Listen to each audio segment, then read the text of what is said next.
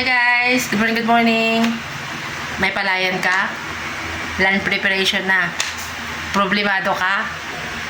Saan? Sa kuhol? Wala namang utak ang kuhol, pero nauutakan ka. Anda mo, napakamahal, 1,700. Pag hindi mo ginamitan nun, paulit-ulit ang problema mo sa damo. Pero dito guys, sa trending ngayon, si Organic Full Harvest Microbial Inoculant, hindi mo na kailanganin ang mga nasabing problema. Oo, sa kuhol, transition period, isang beses magpapatay ka. Pangalawa, pangatlo, zero ka na. Dahil dito guys, sa ating Organic Full Harvest, kahit gamunggo ng sukat ng kuhol, kaya niyang palabasin. At pag lumabas yun guys, wala nang pagbalik sa ilalim yun. Dahil pag lumabas yun guys, ayaw na niya sa microbial inoculant. At ang malupit pa nun guys, pati yung buto ng damo mo kaya niyang bulukin. For 7 days time, yung dayami, nabulok niya na. Pero ang malupit niyan guys, pati yung buto ng damo guys, kaya niyang bulukin. Kaya hindi mo na kailangan problemahin yung pang-spray ng para sa damo guys.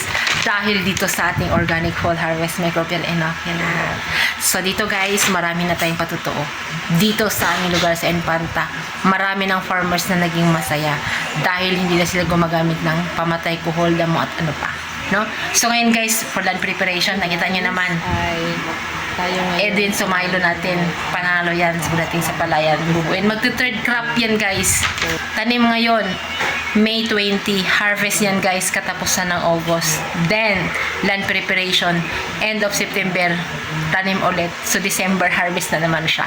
Yan, hindi yan mangyayari guys kung hindi dahil dito sa ating Organic Full Harvest Microbial Inoculant. At ang pinakamatindi dyan guys, yung guide nito, hindi yan ang sinusunod namin kasi may sariling protocol si Ricky Brown. So, kung kayo nang problema sa tulad ng sinasabi ko at gusto nyong maranasan na hindi paggamit ng mga chemical, PM ka lang or check out muna dito sa ating TikTok account or sa Shopee. Para po sa masigurado, add nyo po ako sa Messenger, Maris Dipolog. Ang aking logo guys o aking profile is ito. So, 100% guys, may assist ko kayo. So, that's it for now guys. Follow for more.